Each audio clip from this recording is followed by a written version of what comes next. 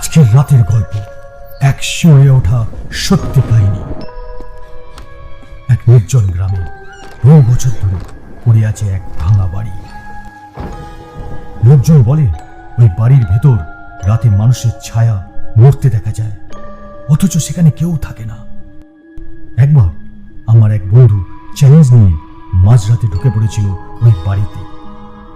প্রথমে শুধু হাওয়ার শব্দ শুনছিল, তারপর ধীরে ধীরে কানে এলো ফিসফিস, ফিরে যা ফিরে যা।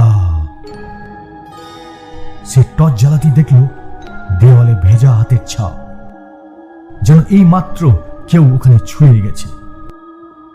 আর ঠিক তখনই দরজা বন্ধ হয়ে গেল, আর তার সামনে দাঁড়িয়ে রইল সাদা শাড়ি পরা এক মহিলা। ছোট শুধু ফাঁকা গর্তের মতো দুটো কালো দাগ।